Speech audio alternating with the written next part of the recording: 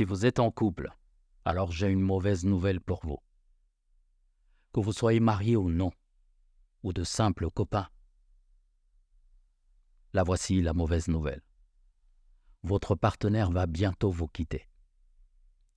Vous vous demandez certainement de quoi est-ce qu'il parle. Chez moi, j'ai l'impression que tout va bien. Je ne vois aucun signe, on a certainement de petits soucis, mais tout va bien. Ah bon?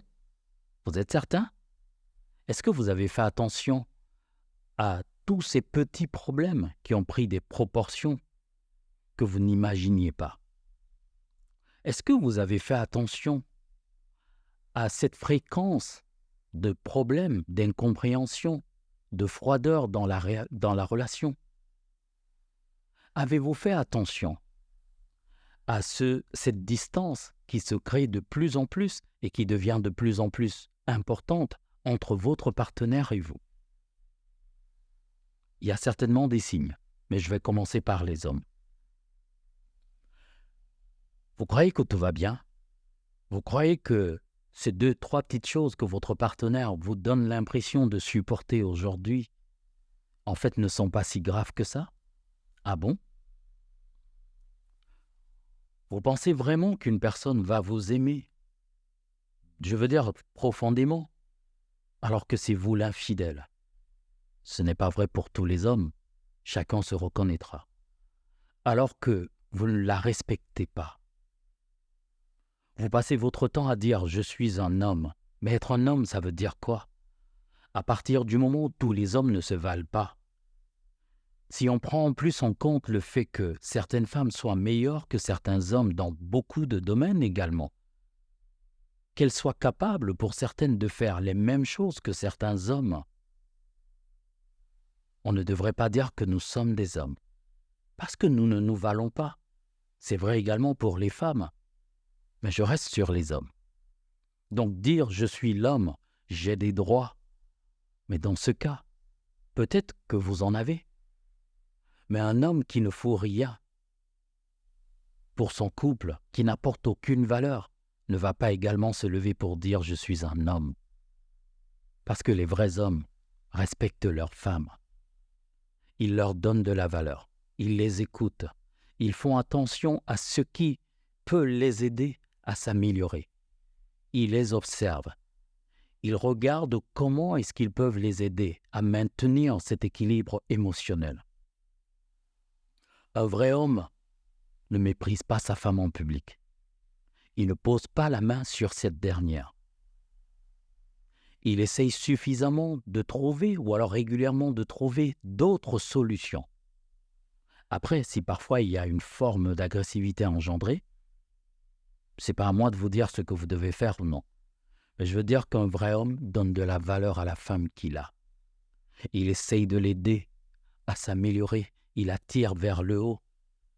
Il essaye de comprendre un peu la logique derrière le raisonnement et il trouve des astuces, des approches, mais jamais il ne se sent supérieur à sa femme. Jamais il ne revendique le besoin de lui imposer sa volonté. Il n'a pas besoin de la traiter comme son égale et encore moins comme quelqu'un de supérieur ou d'inférieur. Il a simplement besoin de la respecter et de lui donner cette place et d'utiliser, de l'aider même à développer son potentiel pour qu'elle apporte sa dose dans la complémentarité qui va composer ce couple. Dominer n'aide pas un couple. Les infidélités n'aident pas un couple. Et si vous avez l'impression que parce que votre femme n'est plus jolie, ou alors qu'elle ne sait pas faire telle ou telle autre chose, c'est pour cela que vous irez dehors ou que vous le faites déjà, la mauvaise nouvelle, c'est qu'elle aussi a beaucoup de choses qu'elle n'apprécie pas chez vous. Elle a beaucoup de choses qu'elle vous reproche actuellement, que vous ne faites pas. Vous aussi, vous avez des limites. Et si, aujourd'hui, vous êtes en train d'ignorer tous ces facteurs, ce malaise de votre femme, si vous prenez son calme, sa retenue pour de la faiblesse et vous avez l'impression que c'est votre autorité qui la maintient, j'ai plusieurs questions à vous poser. Quand vous vous êtes mis en relation, C'était pour avoir un sujet qui vous obéira au doigt et à l'œil, ou alors pour connaître le bonheur d'une vie à deux? Est-ce que vous voulez quelqu'un qui ne vous aide pas également à vous améliorer? Parce que vous aussi, vous avez le devoir d'être une meilleure personne pour votre partenaire, pour votre épouse, votre copine, votre fiancé. Vous aussi, vous avez ce devoir. Ce n'est pas seulement à elle de s'améliorer, c'est également à vous de faire ce qui est nécessaire. Et si vous ignorez tous ces signes, si vous n'êtes pas attentionné, si vous ne l'écoutez pas, si vous ne lui donnez pas cette place de reine qu'elle mérite, si vous ne l'aidez pas justement à corriger tout ce qu'elle n'a pas comme qualité, ou alors à explorer ou exposer ou améliorer tous ses comportements pour qu'elle les transforme en qualité, alors vous n'êtes pas en train de l'aider. Vous n'êtes pas en train de faire votre devoir. Et je peux vous garantir que vous avez une femme qui est en train de chercher une solution actuellement. Elle n'est pas heureuse. Et si elle n'est pas heureuse, on ne sait jamais tout ce qui trotte dans l'esprit d'une femme. Mais je peux vous garantir que quand c'est le négatif, il vient en gros stock. Et c'est quand elle réagira que vous allez dire qu'elle a changé. Mais vous avez passé votre temps à ignorer tous ces signes, tous ces appels à l'aide, toutes ces fois où elle vous a dit « je suis là, je compte, je veux t'aimer d'une certaine façon, mais laisse-moi m'exprimer, donne-moi cette place, donne-moi cette valeur ». Si vous êtes sourd aujourd'hui, si vous devenez aveugle ou si vous choisissez de fermer les yeux, je peux vous garantir que bientôt votre partenaire vous quittera. Même si vous terminez votre vie ensemble, dans la tête, dans son esprit, elle vous aura quitté. Vous allez forcer. Respectez votre femme. Et je vous invite aujourd'hui à aller discuter avec elle. Elle vous dira ce qu'elle attend de vous. Ok, on va faire une pause sur les hommes. Venons-en aux femmes. Qui vous a dit que parce qu'on est une femme, il y a des choses qu'on ne peut pas faire. Il y a des choses qu'on ne doit pas faire. Vous voulez à la fois avoir des droits sans avoir des devoirs. Ce n'est pas une bonne chose. Je vais prendre dans notre culture africaine. Vous voulez que ce soit l'homme qui fasse la grande partie, mais si vous avez la possibilité de faire un certain nombre de choses, faites ce que vous avez à faire. Arrêtez de vous voir comme des femmes et de vous plaindre après qu'on vous voit comme des personnes inférieures. Puisque la culture, je veux dire depuis la nuit des temps, vous a donné une place inférieure. Pourquoi aujourd'hui vous voulez avoir des droits d'homme, mais vous voulez vous faire appeler femme? Vous voulez avoir des avantages de femme? Comment vous pensez que votre homme va être heureux avec vous quand lorsqu'il rentre à la maison, vous êtes la première à lui casser des oreilles, à ne pas savoir comment vous adresser à lui? Je ne dis pas que c'est valable pour toutes les femmes. Chacune va se reconnaître dans ce que je dis. Si vous pourrissez l'ambiance à la maison, si c'est vous qui êtes la plus jalouse au monde, vous voulez avoir des copains avec lesquels vous discutez, mais votre mari ne doit pas en avoir. C'est vous qui passez votre temps à le soupçonner pour tout et pour rien, à vouloir que tout ce qu'il y a de mieux aille dans votre famille et vous ignorez la sienne, à vouloir en fait l'embrigader. Faire en sorte que tous ces efforts, vous soyez la seule à en profiter, même pas lui qui travaille. Je veux dire dans les cas où c'est l'homme qui travaille. Maintenant, même si la femme également travaille, pourquoi est-ce que vous gardez votre argent et vous voulez que ce soit le sien qui soit celui de la maison? Et vous voulez quand même avoir des droits, les mêmes droits que toutes ces autres femmes qui se battent et qui font bien les choses. Quand on dit que toutes les femmes méritent le bonheur, tout le monde dit « Amen, c'est bien et tout ». Non, toutes les femmes ne méritent pas le bonheur. Toutes les femmes ont droit au bonheur, mais toutes ne le méritent pas actuellement. Si vous n'êtes pas en train de faire toutes ces choses que les femmes extraordinaires font, vous ne méritez pas le bonheur. Je suis désolé de dire les choses ainsi. Parce que font les femmes extraordinaires?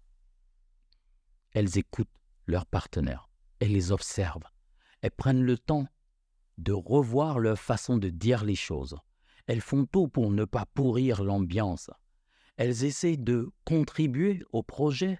Parfois, on les freine, parfois on les refroidit à tort, parce qu'elles ont beaucoup à apporter à la relation. Elles croient fermement au projet commun.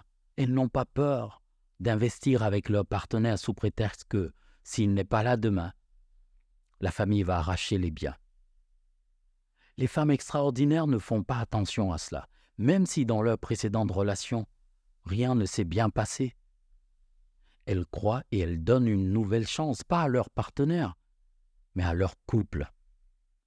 Elles savent ramener leur homme, lui dire des choses calmement, posément. Elles savent également s'énerver quand c'est nécessaire. Elles savent s'améliorer, demander à leur partenaire ce qu'elles doivent améliorer. Constamment demander à leur partenaire ce qu'il attend d'elles. Voilà ce que les femmes extraordinaires font. Et quand on leur donne une place de reine, vous voulez la même. Et pourtant, vous ne faites rien de tout cela. Ensuite, quand vous allez à des mairies ou à des mariages, et quand on dit « je vois des mariages un peu partout », vous dites « Amen, Amen, Amen, Amen ». Amen de quoi? Ce n'est pas fait pour vous. Je dis encore, vous y avez droit. Mais ne pensez pas que vous allez garder vos défauts. Vous n'allez pas respecter votre homme. Tous vos projets communs, tout ce qui est intime, vous allez le mettre dehors. Dès que vous avez un petit souci avec votre homme, vous avez raconté à votre famille. C'est vous qui ramenez toutes vos copines dans vos chambres, dans votre chambre conjugale. C'est vous qui, en fait, partagez tout avec vos amis, les secrets de vos maris, ainsi de suite. Et vous voulez que ce qui est réservé aux femmes extraordinaires, qu'on vous le donne? Non. Aussi longtemps que vous allez vous comporter de cette façon, vous vous exposez à ce que votre partenaire vous quitte. Si vous voulez savoir ce que vous devez faire, revoyez tout ce que je viens de dire, tous les comportements, toutes les attitudes des femmes extraordinaires. Et peu importe les défauts que vous avez aujourd'hui, c'est peut-être la bonne nouvelle. Ne vous en faites pas. Vous êtes capable de vous améliorer. Vous êtes capable de faire mieux. Parce que quand je dis améliorer, peut-être certaines ne vont pas comprendre. Allez, je vous taquine. Vous êtes capable d'avoir toutes les qualités que vous rêvez d'avoir. Vous êtes capable d'être cette femme extraordinaire aux yeux de votre homme. Vous n'avez pas forcément besoin d'avoir les qualités de cette autre femme que vous admirez. Vous avez besoin d'avoir des comportements qui plaisent à votre homme. Parce que tous les hommes n'ont pas les mêmes attentes, comme toutes les femmes n'ont pas les mêmes. Demandez à votre partenaire ce qu'il attend de vous. Demandez-lui ce qu'il attend de votre relation. Demandez-lui comment est-ce que vous pouvez être extraordinaire. Osez lui demander ce que vous devez améliorer, qu'il vous cite vos défauts, mais pour cela, encouragez-le à avoir l'esprit ouvert et en lui montrant qu'il n'y aura aucune conséquence. Mais de toutes les façons, vous pouvez devenir extraordinaire. Et vous devez devenir extraordinaire. Et si en face, vous avez un homme qui n'est pas à la hauteur de votre amour, ce n'est pas grave. Soyez triste pour lui et pas triste pour vous. Parce qu'il n'a simplement pas compris le diamant que vous êtes et forcément il ne lui attribue pas la valeur qu'il mérite. Et à tous les deux, je dis, il y a beaucoup de choses que nous faisons mal. Il y a beaucoup de choses que nous ignorons. Il y a plein de signaux qui sont là pour nous rappeler à quel point le danger arrive, à quel point le divorce n'est plus loin. Mais nous choisissons de les ignorer, de fermer les yeux. Parfois par ignorance, mais aussi souvent, nous le faisons exprès, parce que nous ne voulons pas nous améliorer. Nous préférons attribuer la faute à l'autre. Et le plus important, c'est quoi? C'est que ça marche, parce que c'est pour cela que nous nous sommes mis en couple. Et peu importe les défauts de notre partenaire aujourd'hui, n'oublions pas que nous en avons également. Et aussi longtemps que nous ne sommes pas la personne parfaite, parce que c'est le cas pour notre partenaire, essayons de trouver comment nous pouvons nous améliorer. Ne misez pas sur le dialogue, il ne suffit pas. Il faut des actions concrètes. Bon, la mauvaise nouvelle en fait concernait toutes ces personnes qui se comportent très mal avec leur partenaire. Si vous avez des qualités, n'arrêtez pas de faire ce que vous faites déjà de bien. Si vous avez des défauts, essayez de vous améliorer. Mais comprenez aussi qu'un défaut n'est pas forcément, n'a pas le même caractère. Un comportement n'a pas le caractère de défaut auprès de tout le monde. Pour ce partenaire actuel, ça peut être une qualité, mais pour votre prochain partenaire, ça peut être un défaut. Donc il est important de demander à votre partenaire ce que vous devez améliorer pour être la personne la plus exceptionnelle qu'il ou elle ait rencontrée. Voilà, la mauvaise nouvelle ne vous concerne pas si vous avez beaucoup de qualités, mais elle vous concerne quand même si vous ne changez pas ces défauts qui fâchent.